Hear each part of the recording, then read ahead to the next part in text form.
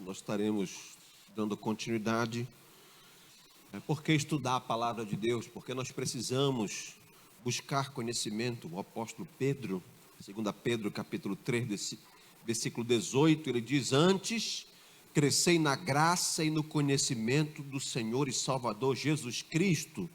A ele seja dada a honra, seja dada a glória, assim agora como no dia da eternidade. Amém. Então, há uma necessidade de buscar o aprendizado contínuo. Nós precisamos nos fortalecer a cada dia. Oséias 4,6, a Bíblia diz que o meu povo se perde, porque lhe falta conhecimento.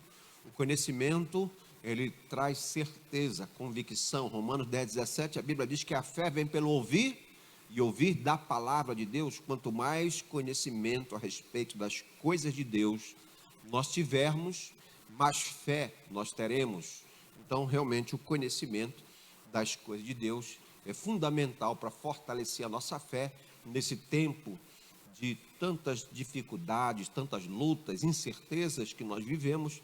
Nós precisamos nos fortalecer a nossa fé, para que nós possamos enfrentar as dificuldades, as lutas, e é isso que nós estaremos fazendo nesta manhã. A EBD é um momento de estudar, de aprender mais a respeito das coisas de Deus. Nós já estamos vendo as bases do discipulado. Estudamos o primeiro tema dessa série de estudos a respeito do discipulado. Nós vimos quem é Deus, nós estudamos quem é Jesus, nós estudamos quem é o Espírito Santo, nós vimos quem é o homem, de onde nós viemos, quem nós somos e para onde nós vamos. E hoje nós vamos estudar o que é a igreja, a doutrina da igreja. Nós estaremos falando um pouco a respeito do conhecimento a respeito da igreja do Senhor. E, de imediato, é preciso entender, conhecer o termo, a palavra que fala a respeito do estudo da doutrina, da ciência, da teologia que estuda a igreja. Então, a eclesiologia é o ramo da teologia cristã que trata da doutrina da igreja, que fala a respeito da origem, características, função, disciplina, papel social da igreja. Tudo isso se vê na disciplina, no seminário, se estuda a eclesiologia, é o estudo da doutrina da igreja.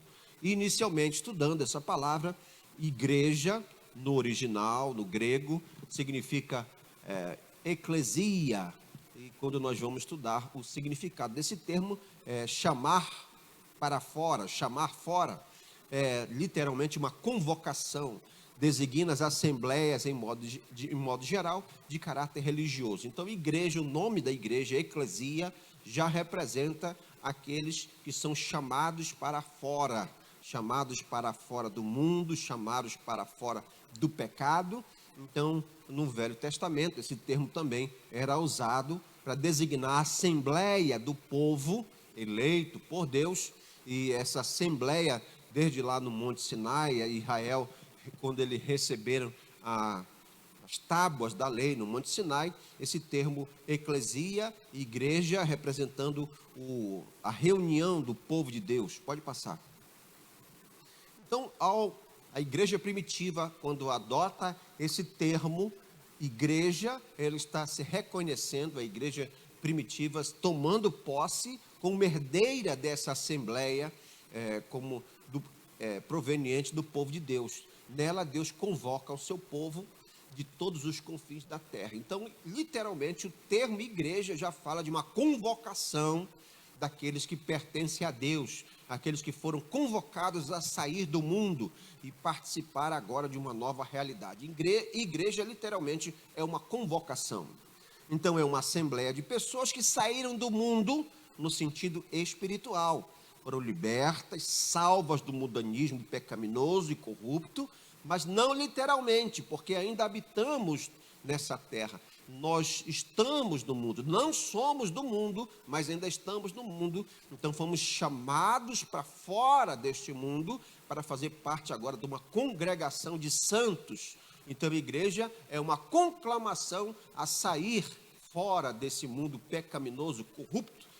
A igreja literalmente é uma convocação. 1 Pedro, capítulo 2, No versículo 9, a Bíblia diz: mas vós sois a geração eleita, o sacerdócio real, a nação santa, o povo adquirido, para que anuncieis as virtudes daquele que vos chamou das trevas para a sua maravilhosa luz.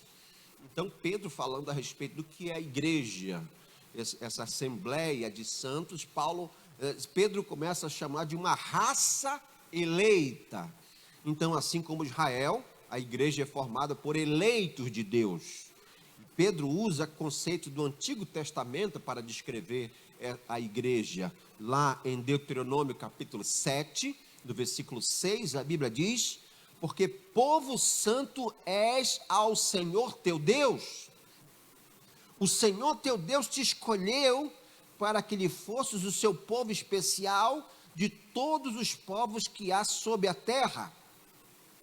O Senhor não tomou prazer em vós, nem vos escolheu, porque a vossa multidão era mais do que a de todos os outros povos, pois vós éreis menos em número do que todos os outros povos, mas porque o Senhor vos amava, e para guardar o juramento que fizeram vossos pais, o Senhor vos tirou da mão forte e vos resgatou da casa da servidão, da mão de Faraó, rei do Egito. Então Deus falando para Israel, Deus falando que era um povo amado, um povo escolhido, que foi resgatado por amor, não por os méritos próprios de Israel, até porque eles eram em número inferior aos outros povos, mas em primeiro lugar pelo amor de Deus àquele povo. Deus amou a Israel, e também por conta das promessas feitas a Abraão, Isaque e Jacó. Deus enfatiza que esse povo escolhido, esse povo eleito, é proveniente da promessa. Essa eleição aconteceu por conta da promessa. Então eu posso denotar, eu posso subentender que Deus é um Deus que cumpre com as suas promessas. O que Deus promete, Ele cumpre. Então, quando Deus chamou Abraão e o convocou, conclamou para se largar tudo e ir para um lugar que Ele ainda iria mostrar, Deus prometeu a Abraão que nele seriam benditas todas as nações da terra. Deus fez promessas para Abraão, e Abraão acreditou nessas promessas, ele tomou posse e ele agiu conforme essa promessa, crendo nas promessas. Então Deus falando para ele diz: olha, vocês são povo eleito, vocês são um povo escolhido para guardar o juramento que fizeram os vossos pais. Então eu vejo nesse texto, podemos entender nesse texto, que quando Deus faz uma promessa, Ele cumpre. Deus é um Deus de aliança. Deus, quando Ele faz uma aliança com alguém, Ele cumpre essas promessas. Então Deus falando para eles, Deus fala dessa escolha desse povo que não tinha mérito nenhum, mas por causa da promessa que Ele havia feito aos antepassados, aos patriarcas, Deus estava falando a respeito dessa ação sobrenatural sobre o povo de Israel. Aquela nação escolhida, essa raça, ela não fala de cor, ela não fala de cultura, mas era uma raça escolhida por Deus, constituída de vários. Tanto é que essa raça não ficou restrita ao povo de Israel, que Deus fala que em Abraão, por intermédio de Abraão, seriam benditas todas as nações da terra. Por intermédio de Abraão viria o descendente, viria da sua linhagem, viria um que morreria e que ressuscitaria por causa na linhagem de Abraão. Nele, na sua descendência, todas as nações da terra seriam benditas. Pode passar. João 15,16, Deus fala quase que a mesma coisa que foi falado para Israel, que Deus escolheu aquela nação, eles foram eleitos. Em João 15,16 a Bíblia diz: não me escolhestes vós a mim, mas eu vos escolhi a vós, e vos nomeei para que vades e dei frutos, e o vosso fruto permaneça, a fim de que tudo quanto em meu nome pedirdes ao Pai, Ele vos conceda. Então essa eleição, Deus, por intermédio do Espírito Santo, Ele que convence o homem do juízo, do pecado e da justiça, João 16:8.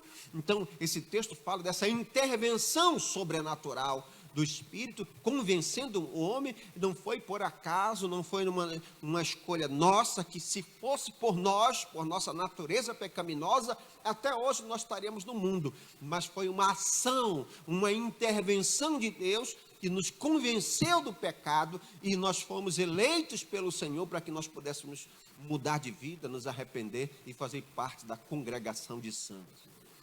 Segundo item, segundo título que Pedro fala da igreja, é uma congregação de sacerdotes do rei.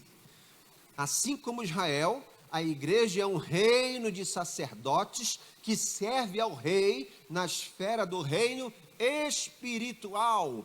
Êxodo capítulo 19, versículo 5, a Bíblia diz: agora, pois, se diligentemente ouvirdes a minha voz e guardardes a minha aliança, então sereis a minha propriedade peculiar dentre todos os povos, porque toda a terra é minha, e vós me sereis um reino sacerdotal e o povo santo.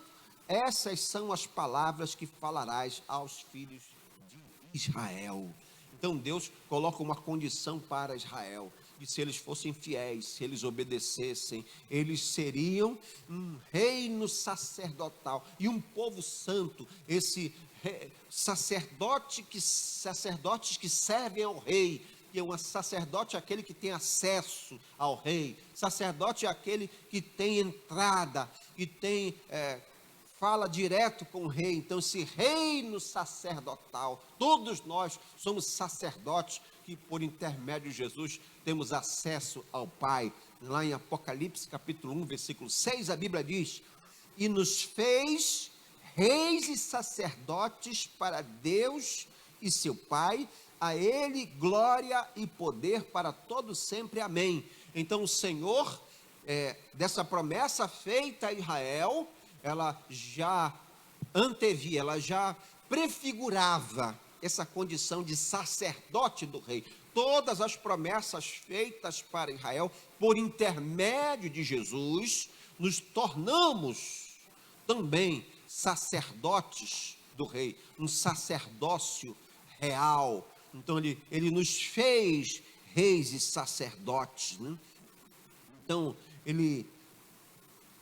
a terceira título que Pedro enfatiza, uma nação santa. Por intermédio de Jesus, nós nos tornamos nação santa. Assim como Israel foi o povo separado por Deus, a igreja é formada por cidadãos santos e nossa cidadania é celestial. Santo significa separado. A igreja é uma convocação daqueles que foram chamados, foram conclamados a sair do mundo e agora viver uma vida de santidade, de separados, consagrados a Deus. Uma nação santa, nação fala de cidadania. A Bíblia fala que nós somos peregrinos nessa terra, nossa cidadania é celestial. Nós estamos aqui, mas nós não fazemos parte desse mundo. Nós fomos tirados desse mundo por intermédio do Senhor. Então nós podemos entender que essa nação santa fala dessa cidadania celestial. Levítico 19:2, a Bíblia diz: fala a toda a congregação dos filhos de Israel e diz-lhes: santos sereis, porque eu, o Senhor vosso Deus, sou santo. Isaías 62:12, a Bíblia diz: e chamar-lhes-ão povo santo, remidos do Senhor, e tu serás chamada, procurada, a cidade não desamparada. Então Israel, as promessas feitas para Abraão, tudo que foi falado para Abraão, nós tomamos posse por intermédio de Jesus Cristo, e são aplicáveis à nossa vida. Então é aquela nação santa, separada, consagrada a Deus. Agora a Israel celestial, o povo de Deus, a igreja também é demandada a ser santa. Efésios 2:19, assim que já não sois estrangeiros, nem forasteiros, mas cidadão dos santos e da família de Deus. Então agora nós somos cidadãos celestiais, né? Filipenses 3:20, a Bíblia diz: mas a nossa cidade está nos céus, de onde também esperamos o Salvador, o Senhor Jesus Cristo, que transformará o nosso corpo abatido para ser conforme o seu corpo glorioso, segundo o seu eficaz poder de sujeitar também a si todas as coisas. Então nós somos uma congregação de santos, separados, consagrados, que luta contra o pecado, que se afastou, que foi tirado do mundo, que luta, peleja contra o pecado, mas que um dia, consciente do seu destino, para onde vai, da sua cidadania celestial, precisa ter a consciência de que um dia esse pecado que nos leva a fazer, essa natureza pecaminosa que nos leva a fazer o que é desagrado diante de Deus, será extirpada, né? O pecado que habita em nós, em decorrência da desobediência de Adão, um dia será retirada de nós, nós teremos nossos corpos glorificados, como aconteceu com o Senhor Jesus, e ele fala então que transformará o nosso corpo abatido para ser conforme o seu corpo glorioso, o corpo glorioso de Jesus. Então Jesus, ele é a primícia dos que dormem, ele é a estatura do varão perfeito. Então nós seremos semelhantes a ele, no sentido de ser retirado. Ele viveu nesse mundo, mas não pecou, então ele é o nosso referencial. Então nós somos demandados a ser santos. Enquanto estivermos aqui na terra, nós estaremos guerreando. Gálatas capítulo 5, fala dessa peleja da carne e o espírito, essa peleja para sermos santos. Sejam santos, essa guerra, cada dia é um processo. Efésios capítulo 4 fala do processo de aperfeiçoamento dos santos. Nós somos santos em aperfeiçoamento, mas um dia nós estaremos, quando estivermos com o Senhor, esse pecado será retirado de nós e nós estaremos usufruindo dessa santidade, seremos semelhantes a Ele. Amém? Pode passar. Também Pedro fala da igreja como povo de Deus. Assim como Israel era o povo exclusivo de Deus, a igreja é o povo de propriedade exclusiva de Deus, comprado pelo sangue do Cordeiro. Então é o povo de Deus porque foi comprado, foi pago um alto preço. Atos capítulo 20, versículo 28, a Bíblia diz: olhai, pois, por vós e por todo o rebanho, sobre que o Espírito Santo vos constituiu bispos, para apacentardes a igreja de Deus, que ele resgatou com seu próprio sangue. Então foi pago um alto preço para que nós pudéssemos usufruir dessa cidadania celestial, e nós precisamos valorizar esse alto preço. Somos povo de Deus, propriedade, porque foi pago um preço pela nossa vida, para que nós estivéssemos hoje desfrutando da presença do Senhor. Mateus 16, 18, a Bíblia diz: pois também eu digo que tu és Pedro, e sobre esta pedra edificarei a minha igreja. O Senhor reivindica: a igreja é minha. A igreja pertence ao Senhor, porque Ele pagou o preço, não foi ninguém mais, ninguém pode reivindicar essa propriedade. A igreja pertence ao Senhor. Então ele diz: edificarei a minha igreja, e as portas do inferno não prevalecerão contra ela. Diga amém. Graças a Deus. Você entendeu isso? É o Senhor reivindicando: é minha, porque ele ainda haveria de pagar, quando ele falou esse texto, mas ele pagou o preço. Então nós somos propriedade dele, um povo adquirido pelo Senhor por intermédio do seu sangue. Amém? Então ele fez isso, ele pagou um alto preço. Nós somos povo de Deus, sacerdócio real, povo de propriedade exclusiva. Para quê? Pedro esclarece que todo esse processo, esses títulos que foram entregues na igreja, à igreja, foram entregues com um propósito. 1 Pedro capítulo 2, versículo 9, na parte B do versículo, ele diz: para que anuncieis as virtudes daquele que vos chamou das trevas para a sua maravilhosa luz.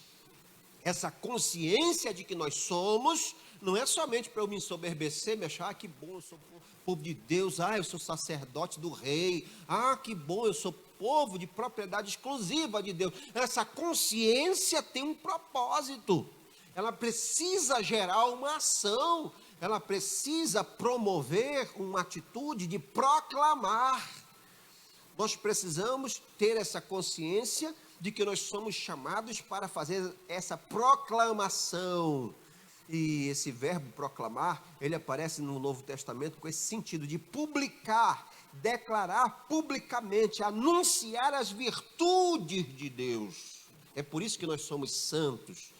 Santo para que nós possamos, como uma vida separada, consagrada, através da nossa vida, nós possamos estar proclamando as qualidades, os atributos, as excelências e louvores de sermos povo de Deus. A nossa vida deve evidenciar como um povo separado, um povo diferenciado, um sacerdote real do Rei Jesus, precisa evidenciar através das suas atitudes, das suas decisões, das suas palavras, da sua roupa, da sua atitude, precisa evidenciar as virtudes do rei. As pessoas precisam olhar e dizer, poxa, essa jovem é diferente, esse jovem é feliz, mesmo sem bebida, mesmo sem droga, mesmo sem fazer as atitudes, que os outros jovens praticam, mas ela passa uma coisa tão boa, ela evidencia qualidades,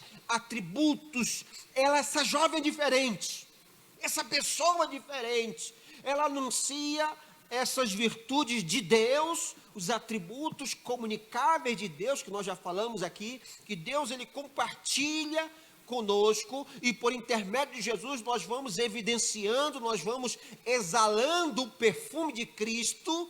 Nós somos uma carta escrita, diz o apóstolo Paulo, então nós vamos, através da nossa vida, nós vamos proclamando. Santo Agostinho diz, pregue o evangelho, se for preciso, use palavras. A nossa vida é uma pregação. As nossas atitudes, as nossas decisões, elas proclamam esses atributos de Deus e falam de como Ele agiu, nos tirando das trevas e agora nos transportando para a sua maravilhosa luz. É para isso que a igreja é chamada. Esse chamamento tem o propósito de anunciar. Nós temos ter essa consciência de que nós somos e das responsabilidades que estão sobre nós. Eu não posso viver, eu sou sacerdote do rei, muito legal, que bom, mas e aí? O que você está anunciando através da sua vida? O que você está mostrando através da atitude que você vive?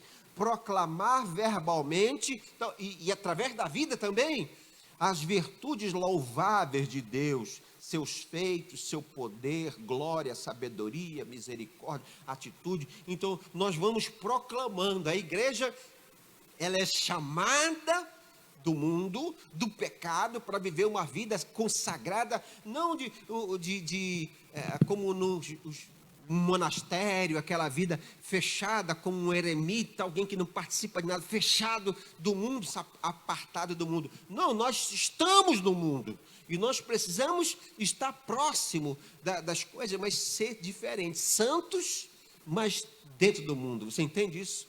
Como é que Pedro está falando? Bem, e aí nós podemos ter também a noção de igreja universal e igreja local, o conceito de igreja local e igreja universal.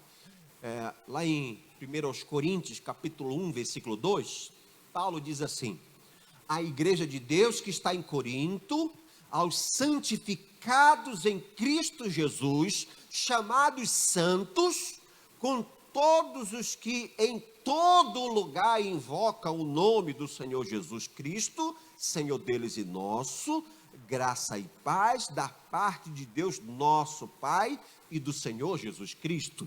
Então Paulo, quando ele começa a carta aos cristãos da cidade de Corintos, ele evidencia essa igreja em dois âmbitos. Ele começa escrevendo para uma igreja local, em uma região. Ele fala especificamente aos cristãos chamados santos, ele está falando ali que está em Corinto, na cidade de Corinto. Ele escreve para... Mas ele dá uma outra ênfase também, já prevendo, já falando da amplitude dessa carta, que não estaria restrita somente à cidade de Corinto. Ele se dirige à igreja que em todo lugar invoca o nome do Senhor. Ele faz essa ênfase universal. Então a igreja, ela não tem somente o âmbito da igreja local, a igreja do Senhor, todo aquele que invoca o nome do Senhor, que crê no Senhor Jesus, fala da igreja universal. Então, nós precisamos ter essa amplitude da igreja. A igreja batista missionária da Amazônia é uma tribo, é um povo dessa igreja universal que glorifica, que adora o nome do Senhor. E nós precisamos ter essa visão de reino. Nós precisamos entender essa necessidade de fazer parte, de estar unido, de contribuir com a expansão do reino de Deus na terra. Não podemos ter uma visão limitada de igreja, somente o povo da nossa igreja, da igreja local, mas entender que o reino de Deus é construído de todo aquele que crê no nome do Senhor. Amém? Pode passar. Agora, bora falar um pouco das ordenanças que foram feitas à igreja. Há somente 2 ordenanças que são essenciais, porque elas foram designadas pelo próprio Jesus. Jesus designou a igreja a cumprir estas ordenanças, que é o batismo nas águas e a ceia do Senhor. São as 2 ordenanças para a igreja. O batismo nas águas é o rito de ingresso na igreja cristã. Então, quando alguém aceita a Jesus Cristo, ele é demandado, é ordenança, não é opção, é uma ordenança. O batismo simboliza o começo da vida espiritual, enquanto que a ceia é o rito de comunhão e significa a continuidade da vida espiritual. O batismo é o início e a ceia é a continuidade. O primeiro, o batismo, sugere a fé em Cristo. O segundo, a comunhão com Cristo. O primeiro é administrado somente uma vez. O batismo é administrado somente uma vez, porque pode haver apenas um começo da vida espiritual. O segundo é administrado frequentemente, ensinando que a vida espiritual deve ser alimentada constantemente. Então, essas 2 ênfases. Um é o início. Quando alguém se batiza também, ele passa a se tornar membro da igreja. Ela é um rito de admissão à igreja. Quando alguém ele se batiza, ele passa a ser membro oficial da igreja, tá certo? Então vamos trazer um ênfase um pouco sobre a ceia do Senhor. 1 aos Coríntios, capítulo 11, versículo 23, a Bíblia diz: porque eu recebi do Senhor o que também vos ensinei, que o Senhor Jesus, na noite em que foi traído, tomou o pão. Então, o primeiro destaque desse texto, Paulo escrevendo aos Coríntios, na cidade de Corinto, podemos entender, primeiro ele enfatiza quem é o autor da ceia, quem iniciou a ceia foi o próprio Jesus. E assim como Deus instituiu a Páscoa no Antigo Testamento, Jesus ordenou a ceia para o Novo Testamento, essa continuidade. Quando foi instituída? Na noite em que foi traído, na noite anterior à crucificação, Jesus celebrou com seus discípulos a festa da Páscoa. Ele estava celebrando a festa da Páscoa e ele institui nesta noite que antecedeu a crucificação a ceia. Pode passar. Também a necessidade da retransmissão, da continuidade daquele evento. Paulo diz: porque eu recebi do Senhor o que também vos ensinei. Paulo repassou à igreja o que ele havia recebido do próprio Senhor, havia dado a ele uma revelação. Paulo foi apóstolo. Uma das características de um apóstolo era ter visto ao Senhor. E Paulo diz que ele falou com Deus, o próprio Jesus apareceu a ele e fez uma revelação direta. Eu recebi do Senhor. Não foi eu que inventei isso, foi o Senhor que me mandou. O próprio Jesus e nós vemos que nem Paulo, nem os apóstolos acrescentaram ou diminuíram nenhuma dessas ordenanças dadas pelo Senhor. Mas nós podemos destacar aqui, trazer uma observação que a Igreja Católica, por conta própria e até sem base bíblica, ela acrescentou mais 5 sacramentos, ordenanças à Igreja, que é o batismo, a Eucaristia, a confirmação, que é a crisma, a confissão auricular, o casamento, ordem e extrema unção, que é a unção dos enfermos. Então a Igreja Católica tem 7 sacramentos, 7 ordenanças, enquanto que a Bíblia fala somente de 2, e é por isso que a Igreja evangélica protestante, ela pratica regularmente somente os 2 mandamentos, as 2 ordenanças, tá bom? Então, vendo um pouco dos elementos que compõem a ceia do Senhor, o pão e vinho representa o corpo de Jesus, e o segundo, o sangue de Jesus. É um símbolo, é uma representação. Não há poder nenhum, nem no suco de uva que é distribuído aos irmãos, nem no pão que é distribuído também. Ela é um símbolo, ela representa, 1 Coríntios 11, 24, quando Paulo estava falando aos Coríntios, ele diz: e tendo dado graças, o partiu e disse: tomai e comei, isto é o meu corpo que é partido por vós, fazei isto em memória de mim.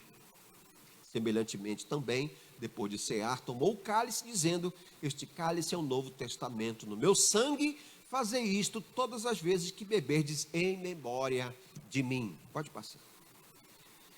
Então, nós vemos que a ceia, a igreja evangélica, aqueles que fazem parte da igreja do Senhor, aqueles que foram chamados para a congregação dos santos, participa periodicamente da ceia com um significado, com um propósito. Em primeiro lugar, a gratidão.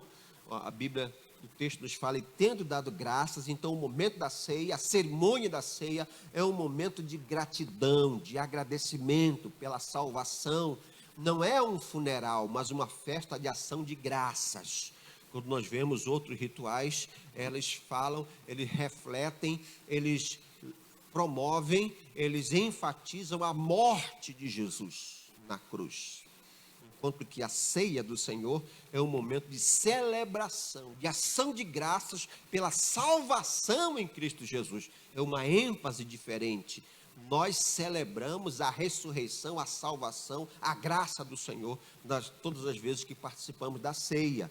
É também um memorial, trazer a memória, lembrar daquilo que o Senhor fez. E a palavra usada que em memória indica o trazer de novo a memória, ou lembrar-se de uma experiência que foi vivida. Então, todas as vezes que participamos da ceia do Senhor, nós trazemos a memória, nós nos lembramos o sacrifício de Jesus na cruz, trazemos à memória o preço que foi pago, trazemos à memória o quanto o Senhor sofreu para que nós pudéssemos estar aqui. Também o outro propósito da ceia é a comunhão, 1 Coríntios 10, 16. Porventura, o cálice da bênção que abençoamos não é a comunhão do sangue de Cristo? O pão que partimos não é porventura a comunhão do corpo de Cristo? Então, ceia também fala de comunhão. Um dos propósitos da ceia também é nos lembrar. Nós lembrarmos de tudo que o Senhor fez por nós, e como nós todos aqui fazemos parte do mesmo povo, ninguém é melhor do que ninguém, todos participamos da comunhão do povo de Deus, esse pão, e todos recebendo a mesma porção de pão e de vinho, fala dessa comunhão, de que todos nós somos iguais. A palavra comunhão significa ter em comum, ter participação em. Todos nós somos filhos de Deus por intermédio de Jesus Cristo. João 12, todos quantos o receberam, deu-lhes o poder de serem feitos filhos de Deus. Somos filhos de Deus por intermédio de Jesus. Mantemos comunhão com Deus e uns com os outros por causa do sangue de Jesus lá na cruz do Calvário. Amém? Todos nós usufruímos dessa comunhão com o Senhor. Então, ceia é noite de celebrar, Ceia é noite de refazer alianças que porventura foram quebradas por conta do dia a dia. É dia de perdoar, é dia de pedir perdão, é dia de renovar alianças. Então ceia é um momento realmente de enfatizar a comunhão no meio do povo de Deus, tá certo? E também tem como propósito a proclamação, no versículo 26, porque todas as vezes que comerdes este pão e beberdes este cálice, anunciais a morte do Senhor até que ele venha. Então essa palavra anunciar, no original, significa proclamar de forma solene. A ceia proclama o sacrifício de Jesus de forma visível. Então a ceia, ela proclama, ela anuncia a morte do Senhor. Então todas as vezes nos faz lembrar do que o Senhor Jesus fez por nós. E essa frequência, quando nós estudamos a igreja primitiva até a reforma, a ceia era celebrada todos os domingos. Agora convencionou-se na igreja, geralmente ela celebra a ceia, celebrada uma vez por mês. Aqui é no primeiro domingo a ceia, né, pastor? Todo primeiro domingo do mês é celebrada a ceia do Senhor e é ordenança participar, não é um opcional. O batismo e a ceia são as duas ordenanças que o Senhor Jesus demandou à igreja.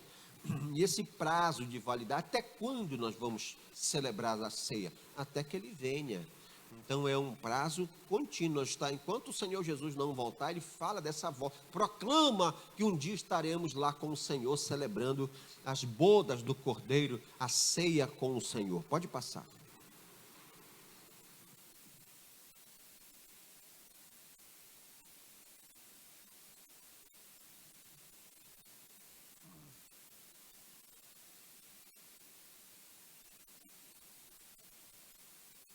Está passando? Não passou, não. Pode passar. Não está passando. Engatou? Pastor, não passou, olha. Só um momento, enquanto ela verifica.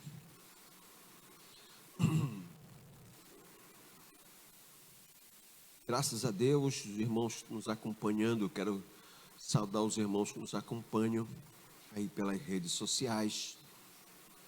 Que Deus nos abençoe. Só um momento enquanto só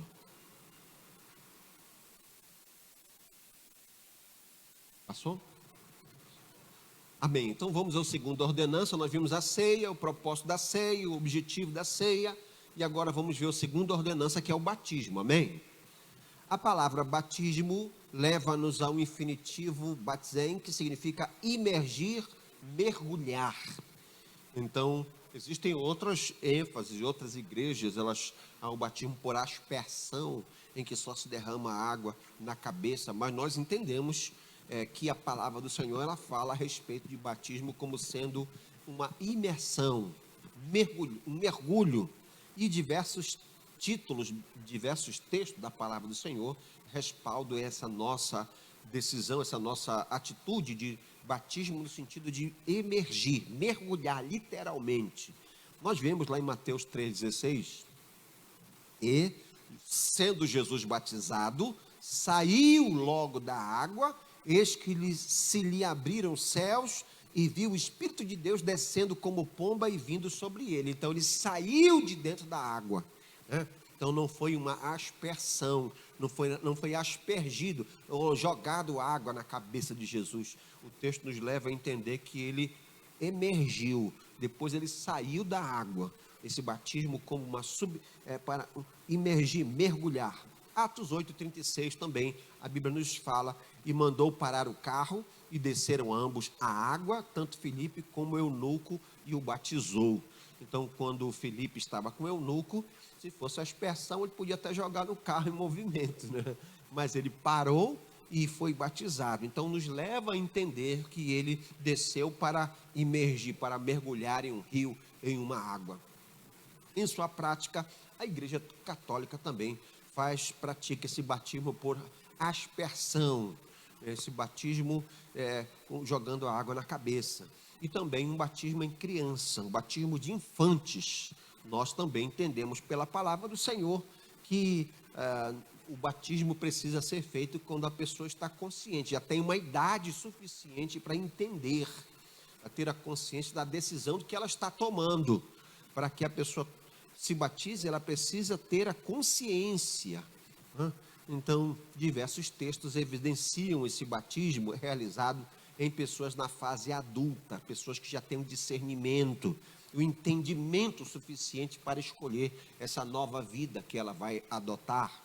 Lá em Lucas, capítulo 3, no versículo 32, a Bíblia diz: e o mesmo Jesus começava a ser de quase 30 anos, sendo como se cuidava filho de José e José de Eli. Então, Jesus se batizando com 30 anos, já adulto. Não há registro de batismo de infantes, de crianças, porque o batismo é uma decisão. O batismo é uma proclamação de uma atitude de mudança de vida. Então, é por isso que é preciso ter essa idade da consciência. O batismo também é realizado em nome da Trindade. Mateus 28, 19, a Bíblia diz: portanto, ide, fazei discípulo de todas as nações, batizando-os em nome do Pai, do Filho e do Espírito Santo. Então, o batismo também é em nome da Trindade. Alguns acham que o batismo pode salvar. Na verdade, o batismo não salva ninguém. Quem salva é Jesus Cristo. O batismo é uma confirmação da decisão tomada. Então, o batismo é uma cerimônia, é uma ordenança que evidencia aquela tomada de atitude de querer Jesus Cristo na sua vida. Hebreus 7, 25, a Bíblia diz: portanto, pode também salvar perfeitamente os que por ele se chegam a Deus, vivendo sempre para interceder por eles. Quem salva é Jesus Cristo. O batismo não tem o poder de salvar. Então, o batismo é uma confirmação, é uma cerimônia que proclama para o mundo físico, para o mundo espiritual, que aquela pessoa está morrendo por decisão própria, por iniciativa própria. Essa pessoa está declarando com aquela atitude de que ela está disposta a deixar aquela vida passada, morrer para o mundo, foi chamada do mundo, resgatada do mundo, para agora viver uma nova vida em Cristo Jesus. Essa importância do batismo em água, ela implica no reconhecimento de Cristo como Senhor. Esse Senhor no sentido de escravo e amo, proprietário, dono. Então é por isso que você aceita Jesus como Senhor e Salvador. Então, Salvador, aquele que me salvou, mas a partir de agora Ele é meu Senhor, Ele é meu dono. Gálatas 2:20, o apóstolo Paulo diz: agora já não vivo mais eu, mas Cristo vive em mim. Então agora, a partir de agora, as minhas decisões, eu não sou mais dono do meu nariz. Quem é dono do meu nariz é o Senhor Jesus, Ele é o meu dono. Então, construindo essa identificação externa com a morte de Jesus e a sua ressurreição. Então, morrer para o mundo. O batismo fala dessa morte para o mundo e ressurreição para uma nova vida. É um simbolismo. Quando alguém mergulha, ela está declarando que o velho homem morreu e agora a nova criatura. 1 Coríntios 5:17, aquele que está em Cristo, nova criatura é. As coisas velhas já passaram e eis que tudo se fez novo. Então, morte para o pecado, ressurreição para uma nova vida. Esse testemunho de a partir de agora essa pessoa é um santo de Deus, um discípulo de Jesus Cristo, um cristão, ou seja, um seguidor de Cristo. Então, essa água, esse batismo precisa ser realizado nas águas, porque nós somos discípulos de Cristo. 1 João 2,6, aquele que diz que permanece nele, esse também deve andar assim como ele andou. Jesus Cristo veio para ser um referencial, para ser o modelo, o varão perfeito, e nós precisamos fazer o que ele fez, seguir a Cristo, os seus passos, fazer como ele fez. E ele se batizou para dar exemplo. Ele nos deu exemplo e batizar é um passo de obediência pela fé, tá bom? Então são os 2 mandamentos que a igreja precisa entender, precisa conhecer, precisa tomar consciência da importância do batismo e precisa entender. O apóstolo Pedro, quando ele fala para a igreja, em 1 Pedro 3,15, antes santificai a Cristo como Senhor em vossos corações, e estáis sempre preparados para responder com mansidão e temor a qualquer que vos pedir a razão da esperança que há em vós. Então a igreja precisa saber explicar. Vem cá, por que vocês lá na igreja de vocês não batizam as crianças? Por que na igreja de vocês não jogam aquela aguinha na cabeça? Você entendeu? Então a igreja precisa saber por quê, e é esse o objetivo da escola bíblica dominical, que nós possamos saber responder com mansidão e temor a qualquer que vos pedir a razão da esperança que há em vós. Nós precisamos saber por quê, explicar por quê, e é isso que nós estamos fazendo aqui. E os passos para ser batizado: primeiro é preciso crer. O batismo, ele demanda, ele pressupõe a fé, uma decisão, e essa crença antecede o processo de batismo. Ninguém pode ser batizado se antes crer. Batismo é uma confirmação da fé. Mateus 16,16. Quem crer e for batizado será salvo. Quem, porém, não crer será condenado. Então a Bíblia fala claramente: quem crer e for batizado, sendo que esse batismo é somente uma confirmação da fé. O mais importante é a fé. O pré-requisito para entrar no céu é a fé e não o batismo. O batismo é confirmação, né? A Bíblia nos fala lá em João 5,24: em verdade vos digo, quem ouve a minha palavra e crê naquele que me enviou, tem a vida eterna e não passará em condenação, já passou da morte para a vida. Você entendeu? Então o pré-requisito para a salvação é a fé, não é o batismo. O batismo é a confirmação.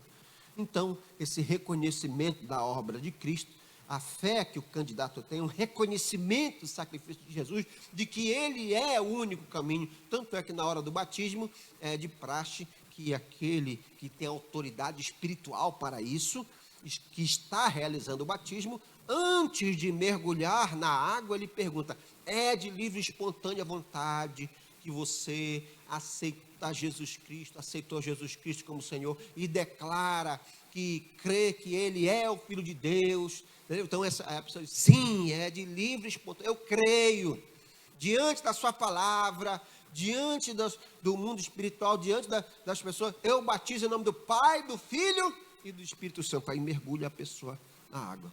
Tá certo? Pode passar.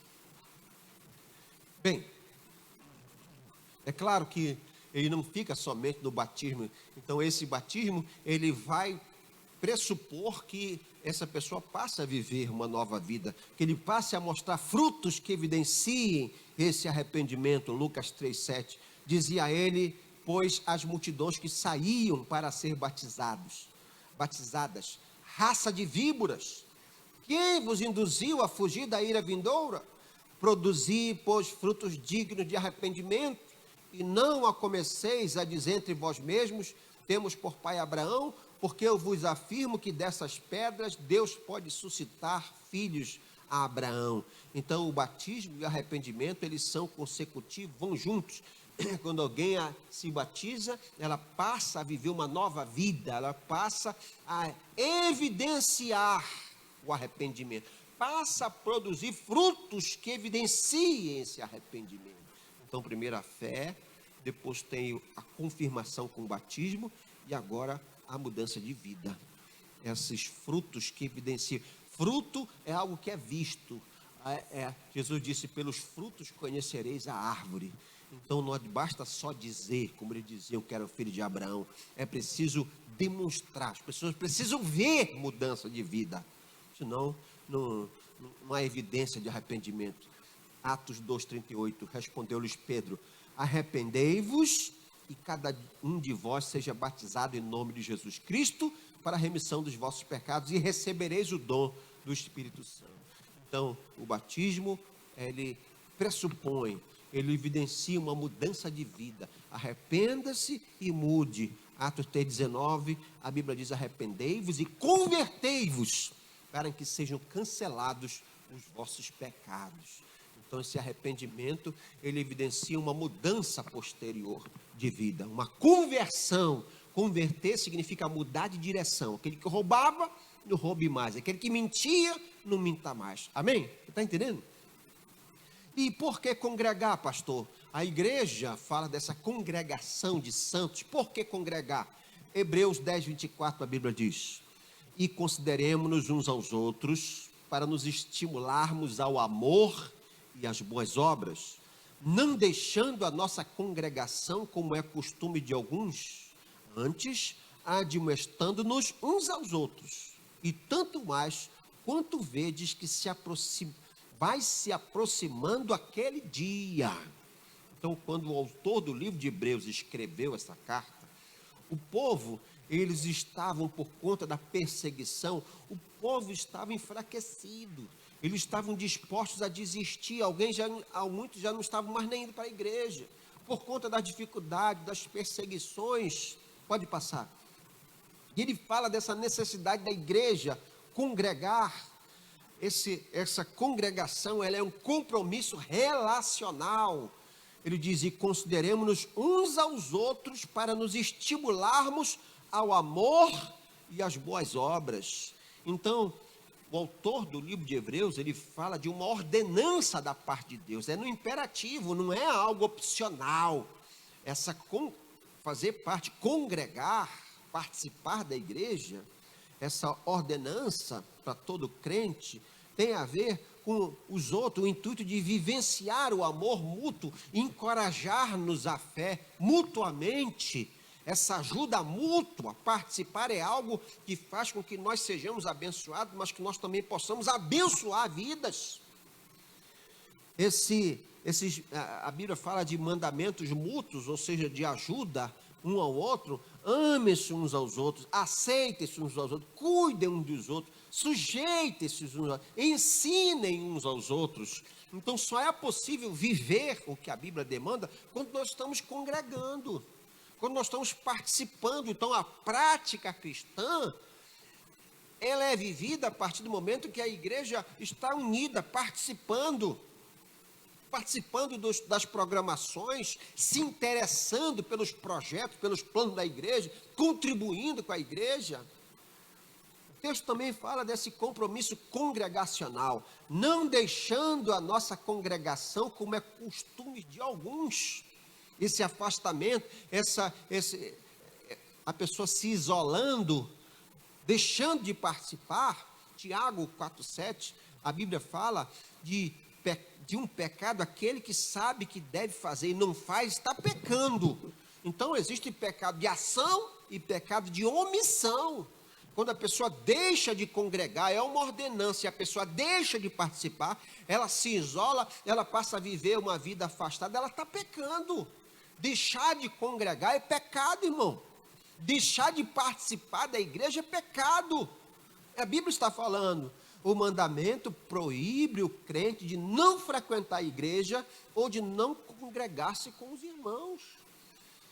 E integrar-se a uma igreja é uma ordem divina e, ao mesmo tempo, uma necessidade.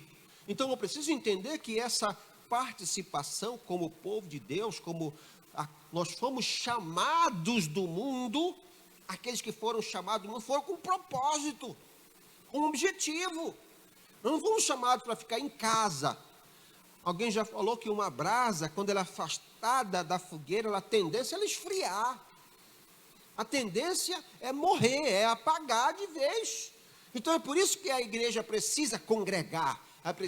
A igreja precisa participar para nossas necessidades e para a necessidade dos irmãos. Essa ajuda mútua, um aquecendo o outro, um fortalecendo o outro, um ajudando ao outro. Então, integrar-se a uma igreja é uma ordem divina e uma necessidade para que nós possamos organizar as nossas vidas, para que o crescimento haja crescimento dos cristãos por meio da comunhão, adoração e ensino. Então nós vamos crescendo uns com os outros, aprendendo uns com os outros. A nossa experiência, o nosso testemunho, a nossa ajuda mútua é fundamental para o nosso crescimento. Isso não acontece quando nós estamos em casa, isolados. Nós precisamos participar. Hoje com as redes sociais, hoje participando na medida do possível. O que interessa é o entendimento de que a igreja é uma congregação. A igreja não é um local para ir, um lugar para participar. Não, nós fomos chamados com esse propósito de fazer parte dessa congregação para o desenvolvimento dos dons. Nós vemos lá em 1 Coríntios capítulo 4 que os dons eles foram dados segundo ao fim proveitoso para o crescimento da igreja. Então, quando eu recebo os dons espirituais, o dom de serviço, o dom de misericórdia, esses dons são para serem exercidos. E se exerce esse dom para o crescimento da igreja. Efésios capítulo 4 fala sobre que nós recebemos dons para o crescimento, para o fortalecimento da igreja, para que o povo de Deus se fortaleça. E quanto mais eu exerço os dons que eu recebi do Senhor, eu vou me fortalecendo espiritualmente, tá certo? E também para manter acesa essa chama, nós precisamos estar aquecidos, fortalecendo em Deus, sempre buscando, Senhor, essa oração mútua, um ajudando ao outro, um abençoando o outro. Então não deixe de congregar, não fique isolado, não se abstenha deixando que a preocupação desse mundo possa afastá-lo das coisas de Deus. Então você precisa entender que você faz parte dessa congregação, você foi chamada, não foi você que escolheu seguir a Cristo, o Senhor escolheu você, Ele trouxe você com um propósito, para que você possa participar desse reino, dessa igreja universal, fazer parte, agora na igreja local, participando, contribuindo, estando ciente das programações, do que Deus tem para fazer, e eu creio sinceramente que será bênção na sua vida em nome de Jesus. Vamos orar?